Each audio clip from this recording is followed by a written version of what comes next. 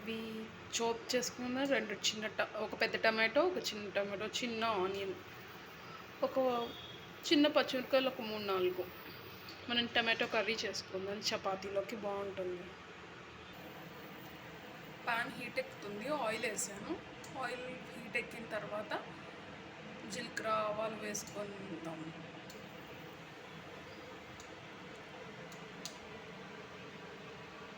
వేసుకున్న పచ్చిపప్పు, జీలకర్ర, ఆవాలు వేగిపోయాయి. ఇప్పుడు మనం ఆనియన్స్, పచ్చిమిరపకాయలు వేసుకున్నాం.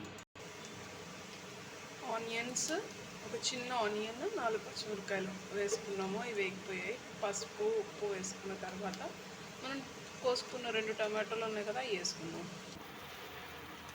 ఇందులో వేసేసుకున్నాం టమాటా ముక్కలు. వీటిని మొత్తం కలబెట్టుకోండి.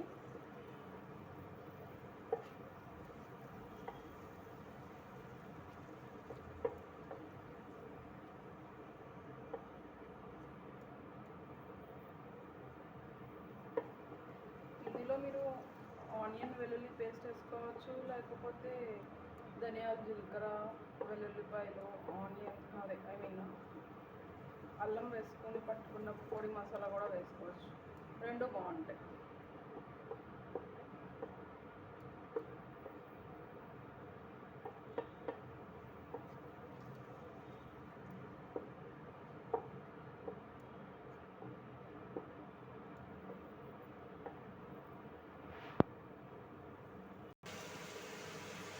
బాగా వేగిపోయాయి, అంటే ఉడికిపోయాయి. ఇదిగోండి, మెత్తగా అయిపోయింది. ఇందులో ఇప్పుడు మనం ఇంకొంచెం బాయిల్ అవ్వాలి, ఎందుకంటే టమాటోల్లో గింజలు, టమాటోలు సరిగ్గా బాయిల్ అవ్వకపోతే కిడ్నీలో స్టోన్స్ ఫామ్ అవుతాయి. సో ఫుల్లీ కుక్డ్ అవ్వాలి అంటే ఇన్ని వాటర్ పోసుకోవాలి. ఇంకోండి, వాటర్ ఇన్ని పోయాలి. అన్నంటే అన్ని గ్లాస్ నిండా కాదండి, గ్లాస్లో కొన్ని. చూస్తున్నారు కదా,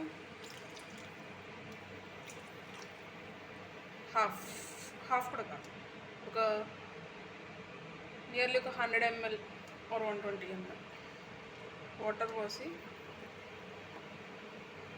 ఇది కొంచెం బాయిల్ అయిన తర్వాత దాంట్లో సాల్ట్ ఆల్రెడీ వేసాము.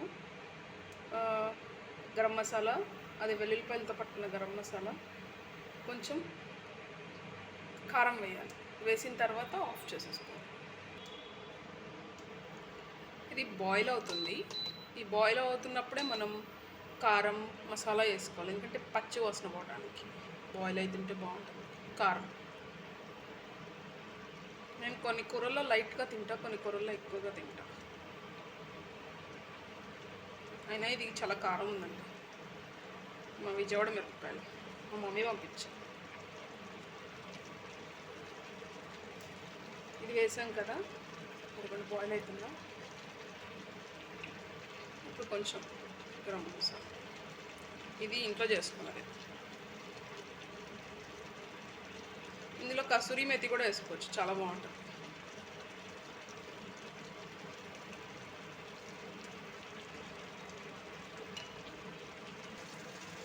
స్టిర్ చేసుకోండి.